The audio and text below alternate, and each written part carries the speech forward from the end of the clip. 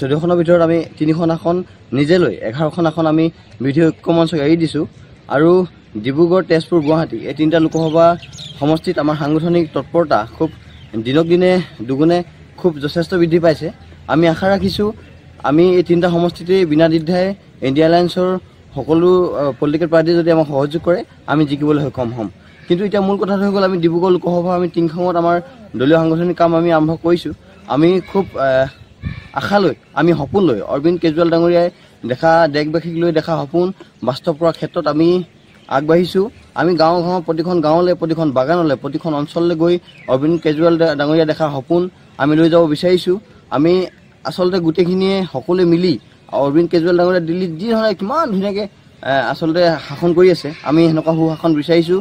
বৰ্তমান বিজেপি চৰকাৰখনে আজিৰ পৰা 10 বছৰ আগতো যেতিয়া ৰামেশ চৌধুৰী ডাঙৰীয়া হয়তো বহুতে ভাবিছিল ৰামেশ চৌধুৰী জিকিব নে হাৰিব, মানুহৰ মাজত প্ৰশ্ন আছিল, কিন্তু ৰামেশ চৌধুৰী জিকিলে বা জয় হ'ল। আজিও আমাক বহুতে আঙুলি টুৱায় যে তোমালোকৰ প্ৰাৰ্থীগৰাকী ডিব্ৰুগড় লোকসভা সমষ্টিৰ পৰা জিকিব পাৰিব জানো। মই তেখেতলোকক আজি উত্তৰ দিব নোৱাৰিম, কিন্তু সময় মই সেইদিনাখনে তেখেতলোকক উত্তৰ দিব পাৰিম যোনদিনাখন লোকসভা নিৰ্বাচনৰ ফলাফল ঘোষণা হ'ব।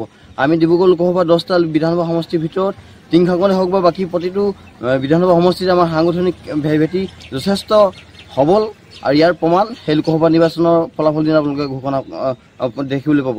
আৰু ডিব্ৰুগড় লোকসভাত আমি যথেষ্ট সবল এজন ভাল প্ৰাৰ্থী পাইছোঁ, যিজন খুব শিক্ষিত। আপোনালোকে সকলোৱে জানে তেখেতৰ পিতৃ ডিগবৈ একালৰ অপ্ৰতিদ্বন্দ্বী একেৰাহে 8বাৰকৈ বিধায়ক পদ জয় হোৱা 38 বছৰ সুদীৰ্ঘ 38 বছৰ বিধায়ক হিচাপে নিৰ্বাচিত হৈছিল।